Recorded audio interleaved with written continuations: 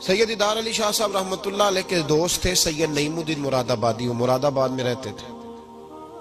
سید نعیم الدین مراد آبادی بھی اعلیٰ حضرت کے خلیفہ ہوئے۔ دیدار علی شاہ صاحب کہتے ہیں میں اکثر سید نعیم الدین صاحب سے ملنے جاتا تو وہ مجھے فرماتے آؤ تمہیں حضرت شیخ احمد رضا کے پاس لے کے چلو۔ تو ان کی عمر بھی کچھ اعلیٰ حضرت سے بعض لوگ بتاتے ہیں کہ زیادہ تھی سید دیدار شاہ صاحب کی، سید بھی تھے، محدث بھی تھے، عمر بھی زیادہ تھی۔ کہنے لگے میں کیوں جاؤں، میں کسی مولانا کے پاس کیوں جاؤں، یہ مشکل ہوتا ہے نا، میں کیوں جاؤں۔ 2 4 5 دفعہ انہوں نے کہا، کہنے لگے میں نے نہیں جانا۔ کہتے ایک دن میں الور سے ملنے گیا ان کو مراد آباد، تو وہ بکسا وغیرہ باندھ کے تیار بیٹھے تھے۔ میں نے کہا کہاں جا رہے ہو؟ کہنے لگے میں بریلی شریف جا رہا ہوں۔ کہنے لگے یار سید ہو کے عالم ہو کے آپ وہیں ہر وقت پہنچے رہتے ہیں۔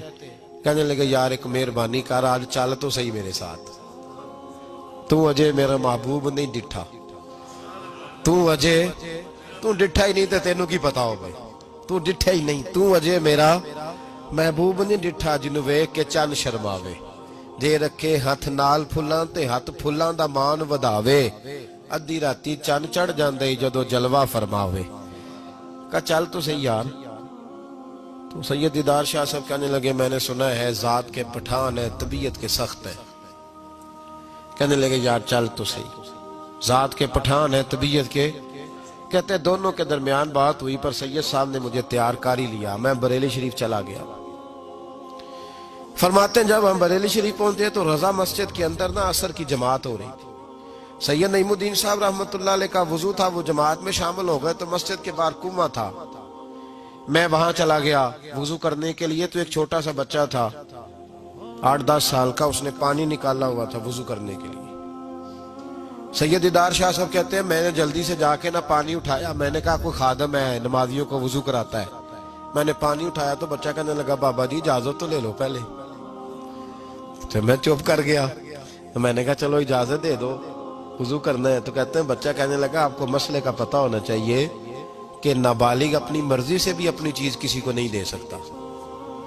فرماتے ہیں میرے اسی وقت دماغ میں گھنٹیاں بجی، میں نے کہا سید دیدار علی شاہ احمد رضا کے مدرسے کے تو نابالغوں کا علم بھی تجھ سے زیادہ ہے، اس کے مدرسے کے تو نابالغوں کا علم بھی تجھ سے زیادہ ہے۔ چھوٹا بچہ کہنے لگا آپ کو مسئلے کا نہیں پتا کہ نابالغ اپنی مرضی سے بھی اپنی شے نہیں دے سکتا۔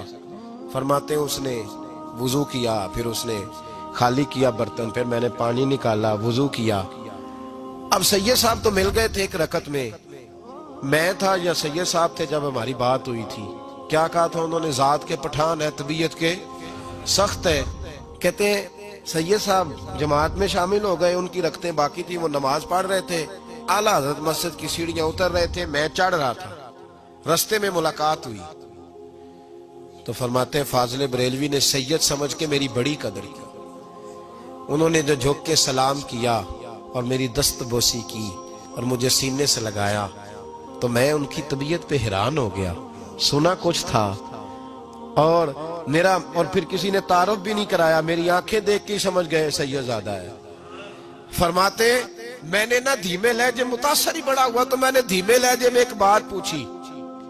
جب بات ہوئی تھی تو میں اور سید نعیم الدین صاحب تھے اور یہ مجھے پاکا ہے کہ ان کی اعلیٰ حضرت سے ملاقات نہیں، وہ تو نماز مکمل کر رہے۔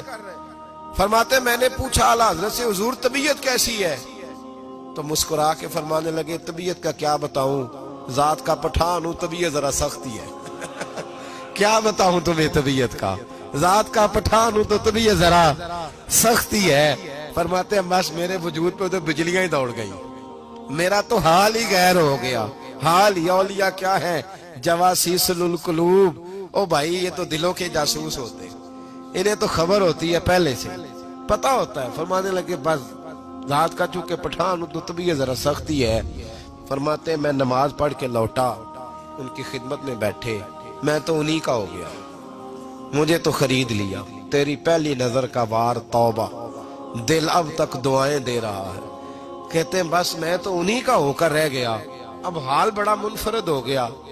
کہتے ہیں جانے کا وقت آیا تو سید نعیم الدین صاحب فرمانے لگے چلے، میں نے کہا آپ جائیں، میں تو ادھر ہی رہوں گا۔ اعلیٰ حضرت رحمت اللہ علیہ بصیرت کی روشنی، تقوی کی، اور ساری زندگی درس کہہ دیا رسول اللہ سے پیار کرو، نبی پاک سے ساری۔ اور پتہ ہے زندگی کیا تھی فاضل بریلوی کی؟ نعمتیں بانٹتا جس سمت وہ ذیشان گیا، ساتھ ہی منشی رحمت کا قلم دان گیا، انہیں جانا انہیں مانا نہ رکھا غیر سے کام، للہ الحمد میں دنیا سے مسلمان گیا۔